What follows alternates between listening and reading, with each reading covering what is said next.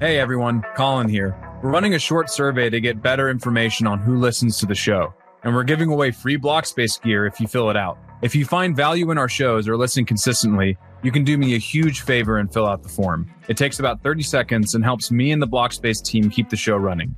You can find a link to the survey in the show notes.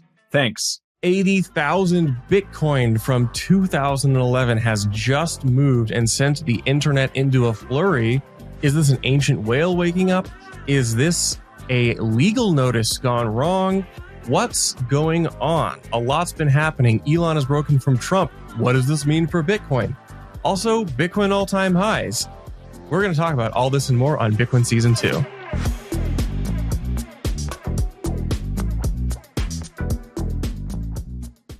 Welcome back to Bitcoin Season 2. We had a lot happen this week, and we're gonna cover it. This is me, Charlie, and Colin of Blockspace Media hosting Bitcoin Season 2. We are the screenwriters of this particular season of Bitcoin.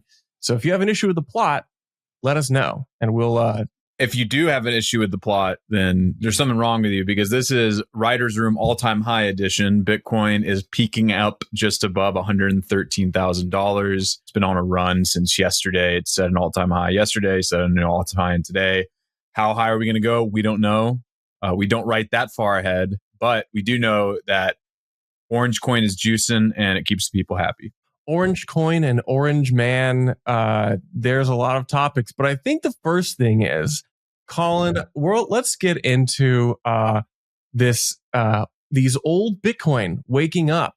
I had numerous people send me various articles.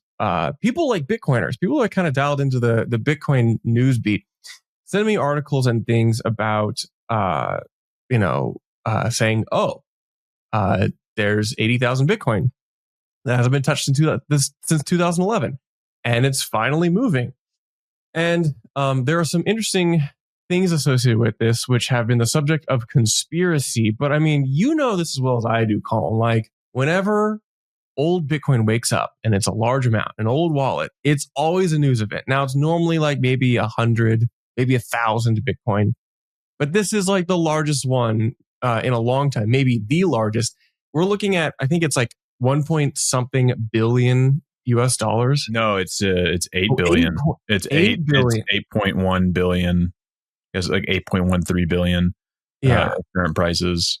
It's a lot of cheddar. Yeah. It's a ton of Bitcoin. So, I will share this with you. I'm going to use as an example this article. I strain to use the word article from this news site, finger quotes, news site called CypherTux. This is the article that many people sent me. And what's wild about this particular narrative cycle is that a lot of these people have been sending me this specific article. And if you read this article and you get a few lines into it, you'll start to, like, if you hang out on ChatGPT or Claude, you will notice that this is very clearly written by an LLM. Like, this is, an O3 generated news story, and it's like dripping with language model idiosyncrasies. And so, like, I just want to take a moment to pause and step back and say, these are internet native people who are now sending me FUD articles that are produced by language models, not having any clue that these are AI generated. That is to say, there are some points in this article which is poorly written, which do make for some fun conspiracy. So there's about 10,000 BTC per address, and they started moving on July 4th, Independence Day. Ooh. And I won't go into everything. I'll keep this brief. But before that, we saw these same addresses, one of these addresses on Bitcoin Cash, the other chain. You saw one of those addresses send some Bitcoin on that blockchain. Now, it is a different blockchain, and you might consider this a test transaction. It's pretty common for people to make a test transaction just to make sure that the old wallet, the old blockchain's warm, so they don't accidentally it's I guess it's a little bit of it's just commonplace. Even the OGs still make test transactions. But a test transaction on a different blockchain may indicate that this is a compromised private key. So that maybe this is an old wallet, old private key, which has been compromised or somehow stolen. And this could be an indication that they're trying to use that same private key, which before the Bitcoin Cash split, signs for the same addresses. Maybe they're trying to make sure that that private key works to send the the corresponding addresses of Bitcoin on Bitcoin Cash, so that maybe it flies under the radar, so that anyone monitoring these large billion-dollar addresses doesn't notice. So there's that thing. And then there's another fun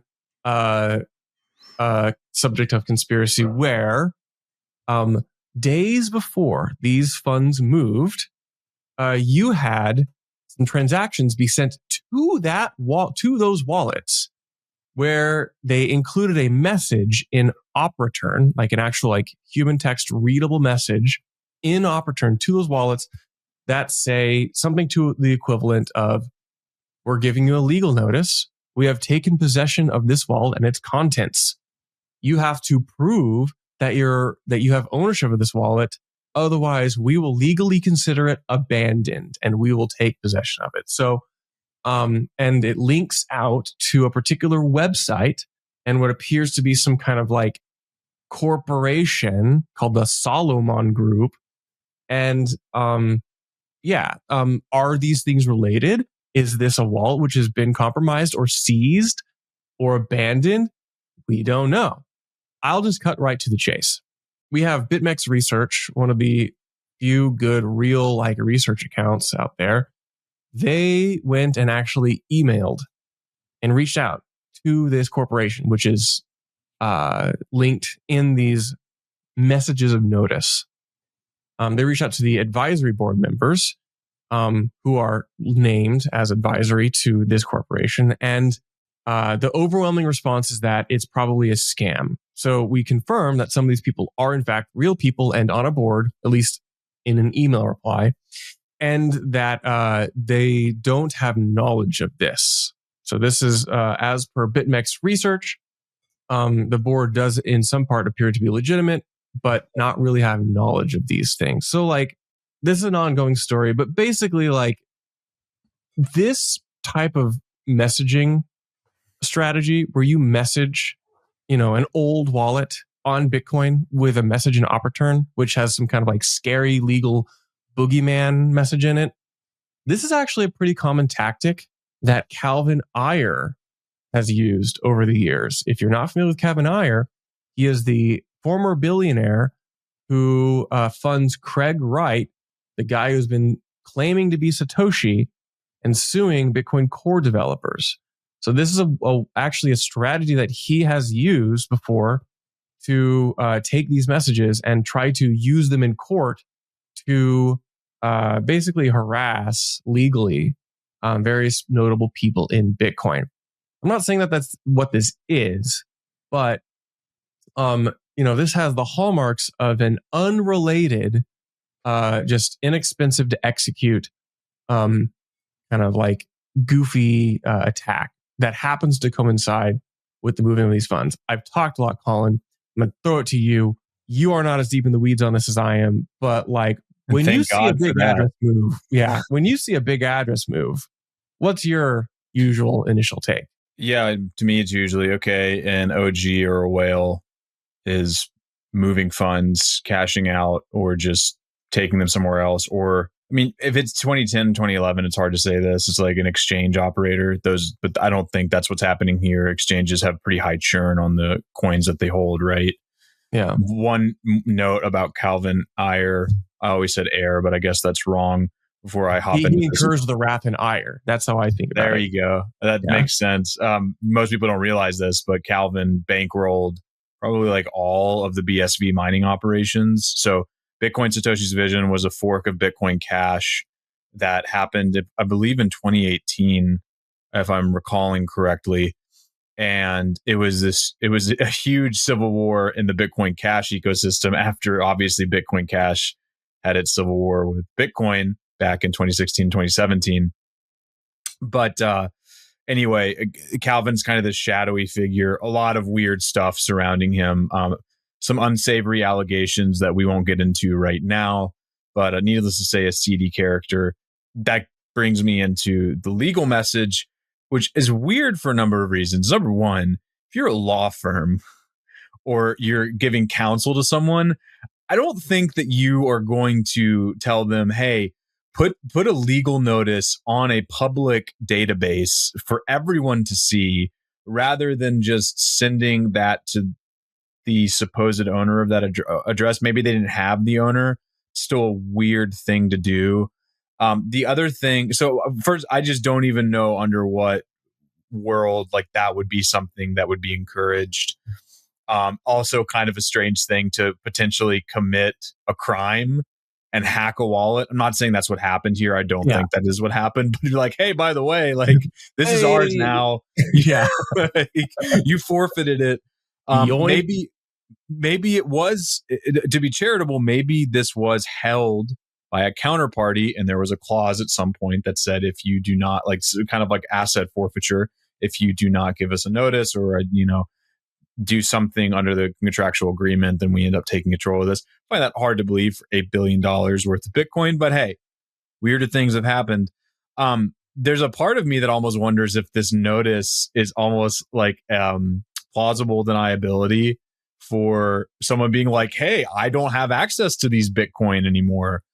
Didn't you see the op return? The op return proves that I don't own these anymore. All that being said, it's very strange.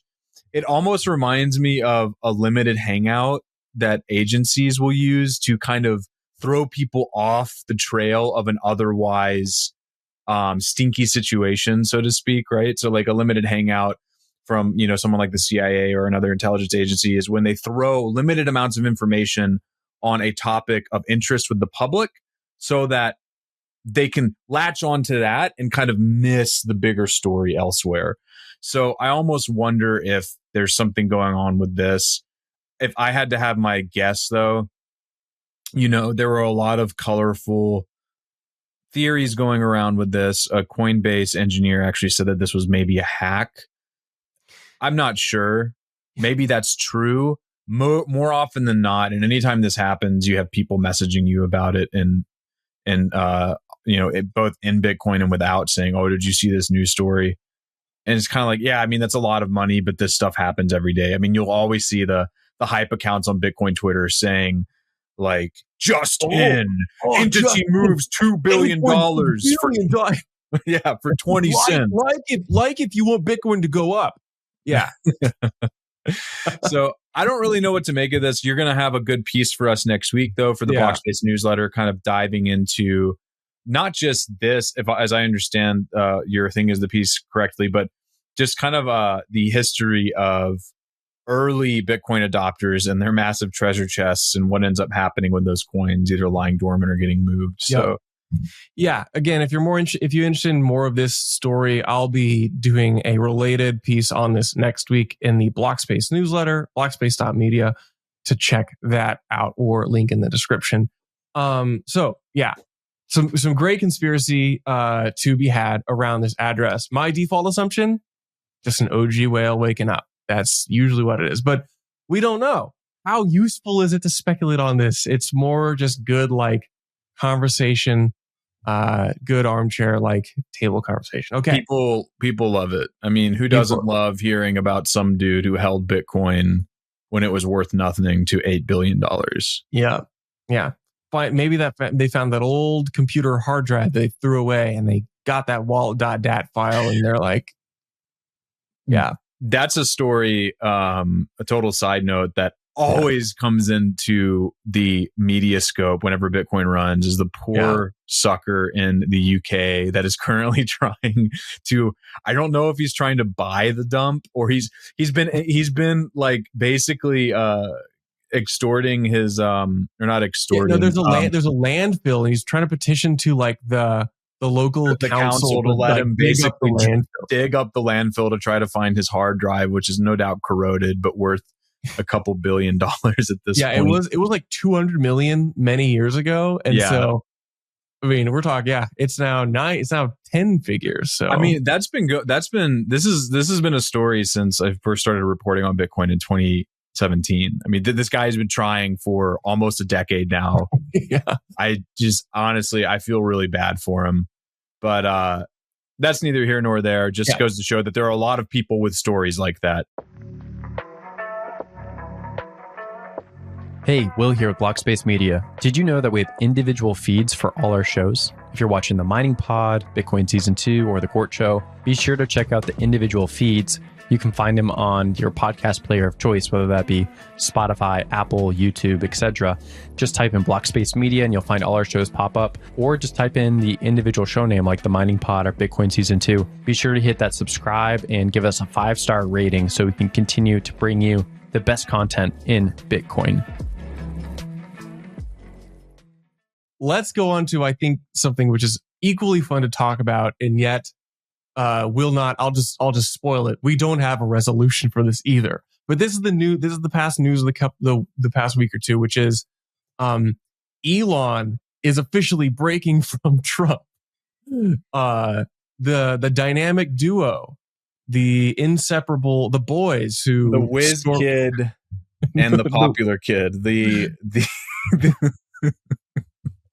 the nerd they've had a falling out, and it happened on Elon's platform X. No, it actually happened on they each on their own social media platforms were shitting on the other person. There's something amazing about all of this. I'm gonna go ahead and share this article, but when you think about how just absurd this is, that two billionaires, one of whom is the president, the other whom is, like, I guess on any given day the richest man in the world, depending on what Tesla stock is doing versus Amazon, etc.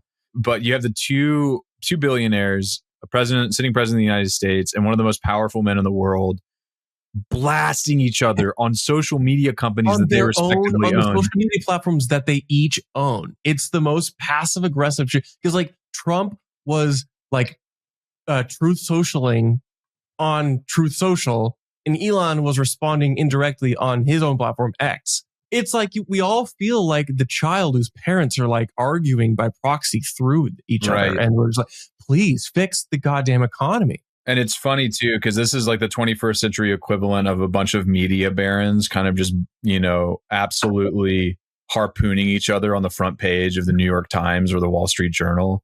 Yeah. But obviously the power center for attention and for news has completely shifted to these other platforms. Yeah.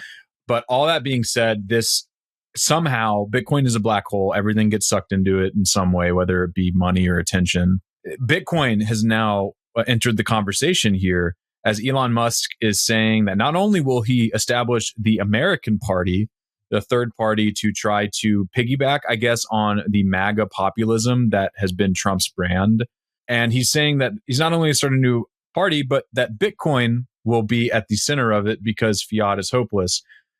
Elon Musk says his new political party, I am quoting from the block here by an article by Danny Park, that his new political party, the American Party, will embrace Bitcoin.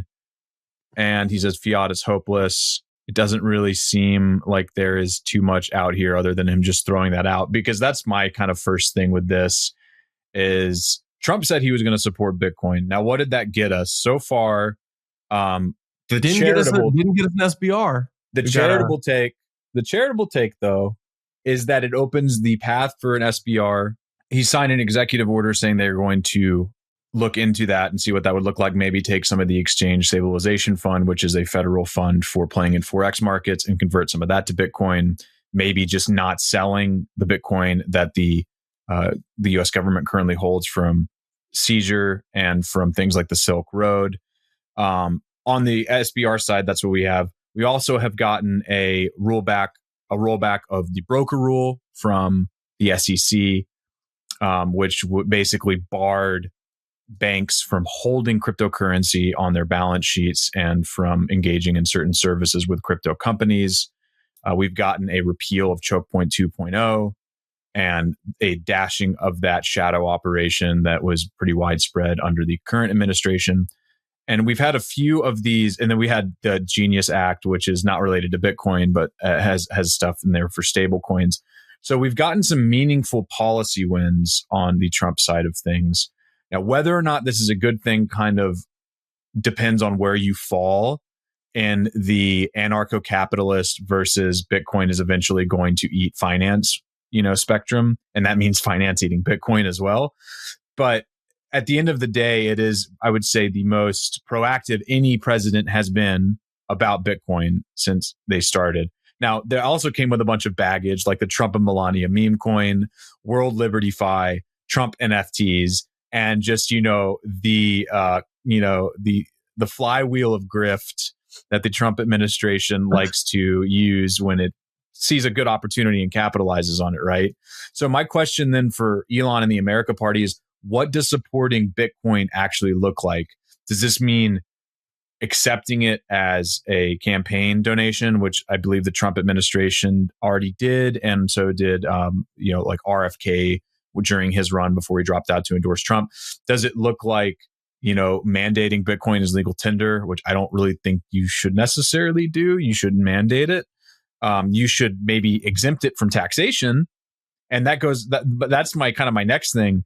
The biggest thing I think from most Bitcoiners' perspectives, in terms of how you can support Bitcoin as a political candidate, is number one, you leave it the fuck alone and you just don't try to regulate it, because you don't need any of these weird control mechanisms that they're trying to set up to regulate the industry. And number two, you just eliminate capital gains for it, right? I think that would probably be the upper bound of support for Bitcoin. Anything short of that, I feel like, is kind of lip service for what's already been lip service that doesn't really build on what's already been done. It doesn't make sense. If it's money, it's not really something you put capital gains on. Although, to be realistic, given that it's going up forever, Laura, I have a hard time imagining that's ever going to happen anytime. Like it's never going to happen unless literally I think the nation state as we understand it today collapses. That will not happen. Yeah, which, if you've been monitoring the situation over the past 6 months, that could happen any day, which is a perfect transition into what I kind of want to, leave this episode on, which is, this is Thursday afternoon that we're recording this. You're probably listening to this on Saturday morning. We just crossed over 13K or 113K. This is an unrelenting price advancement. And it's like, we have the memory of a goldfish. If you think about it, there have been multiple. Maybe you're like insulated and in the nothing ever happens camp. Good, smart, that's wise. But a lot of the rest of the world, and particularly like the Western media, has been in an absolute chaotic whipsaw. And let's just review some of these like economic doomsday predictions, coupled with like maybe global chaos doomsday predictions, which have happened just in 2025. And this has roiled markets and caused people to say everything's over for all markets and Bitcoin. And yet here we are, all-time S&P all-time high, NASDAQ all-time high, Bitcoin all-time high, gold ripping.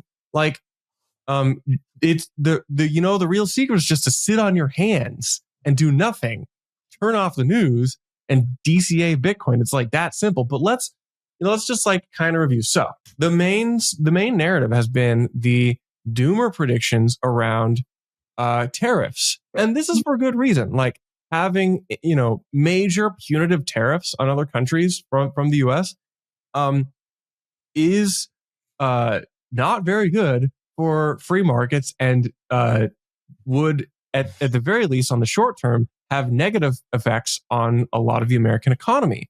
Yet, where are the tariffs? We do see some. It hasn't really the fear of tariffs, whether they will or won't, or to what magnitude be implemented, have not really like seemed to affect the markets that much on a smoothed average.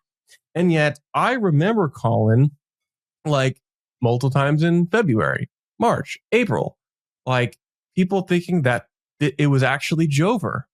Like, I mean, look at the Jover. It's so Jover. I mean, Bitcoin did pull back to like 75K. Totally. I mean, markets were in free fall. The S&P and the NASDAQ and the Dow shed 15-ish%, maybe more. and people were calling for a recession. I mean, most of the major banks in the US ticked up their recession prediction to above 50%. And then you had the MAGA camp on the other side saying, no, Trump is playing 4, 5, 6D chess. And in some ways, they're seeming kind of vindicated right now because the Trump administration did end up brokering trade deals with a lot of key partners. But now it seems like we might be strapped in for some more volatility because he's just coming out and saying 15% on copper, or 50% on copper. We're going to Brazil. We're going to tariff Brazil. It kind of seems like it's open season again. You know, I generally kind of fall in a kind of middle ground here. I think a lot of people assume that Trump just shoots from the hip and doesn't know what he's doing. I think that shooting from the hip is what he knows how to do, right? And I think that there is more rational thinking behind these things than not.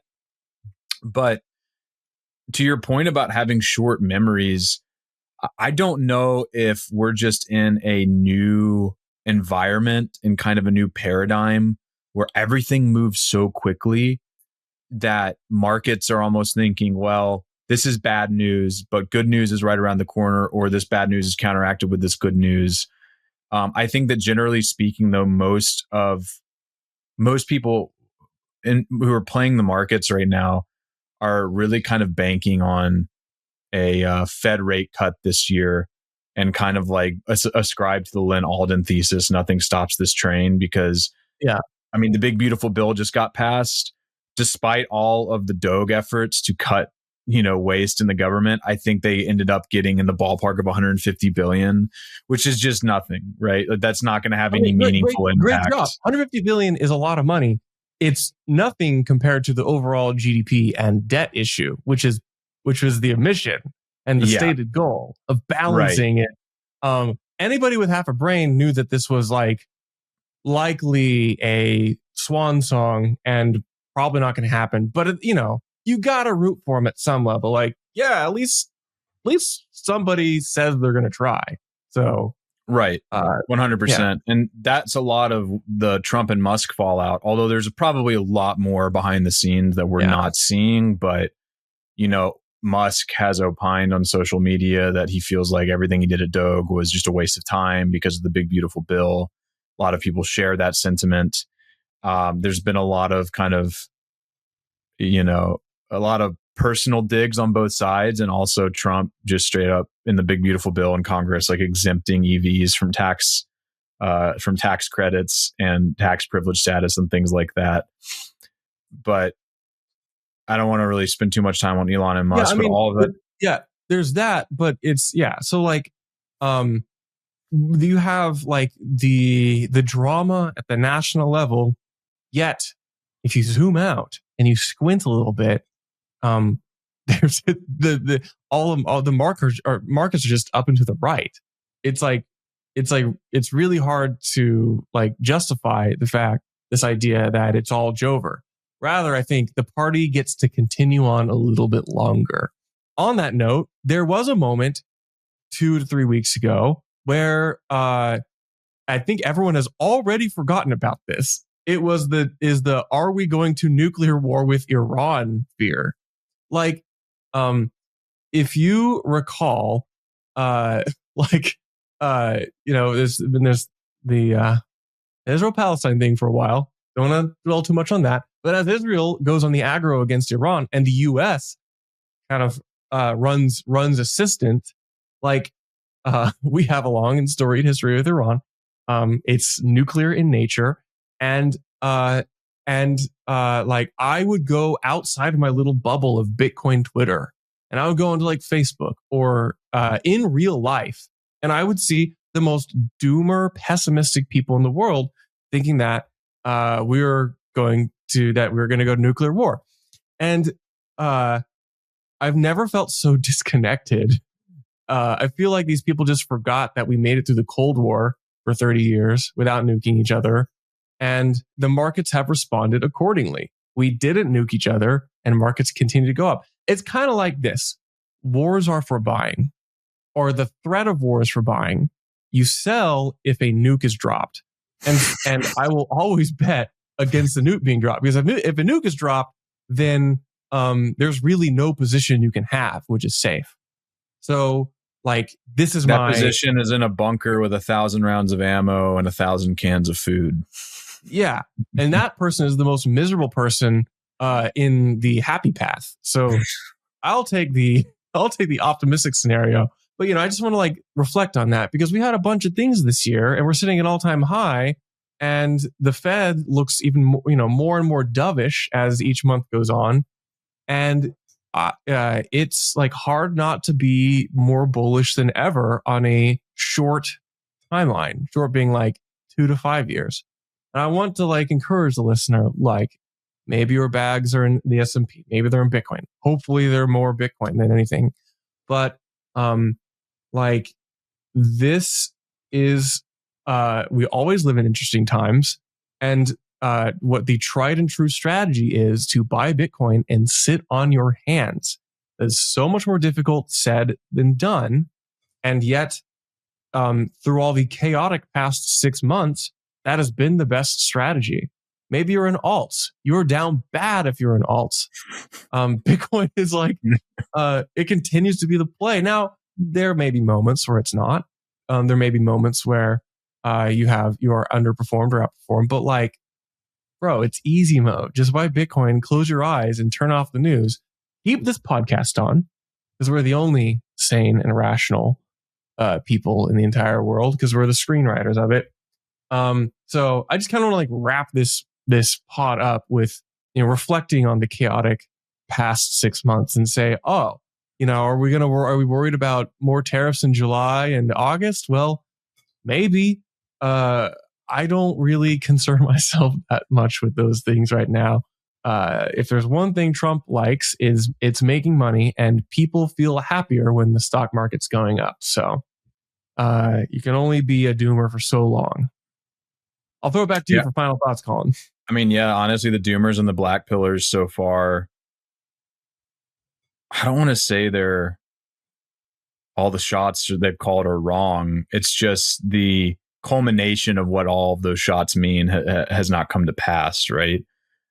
That being said, we are in a completely tumultuous time right now. I mean, but someone was making the point that World War III has already kind of started. It's just, it's not as evenly distributed yet. Take that for what you will. Not going to say one way or the other, but this is probably the closest you'll have us get to any sort of generic Bitcoin podcast where we'll just say, if that is true, then just buy Bitcoin, just sit on your hands, I don't know what's in store for the next year or so. I do think that at least for 2025, despite all of the shakeups, despite the tariffs and stuff, we've seemed to duck a recession for now. But I think per Charlie's point about everyone has the memories of a goldfish, that could completely change in a day when a news item comes up and just blows up the entire market. So another thing I would say is go touch grass, go hang out with your family and friends, and plant a garden. Seriously, this is the best thing you can do for your mental health. It's, when St. Francis of Assisi was asked, what would he do if the world were ending tomorrow? He replied, I would plant a tree. So with that in mind, plant a tree, go buy Bitcoin, and we'll see you all next week. Peace. Hey everyone, Colin here. We're running a short survey to get better information on who listens to the show. And we're giving away free block space gear if you fill it out. If you find value in our shows or listen consistently, you can do me a huge favor and fill out the form. It takes about 30 seconds and helps me and the block space team keep the show running. You can find a link to the survey in the show notes. Thanks.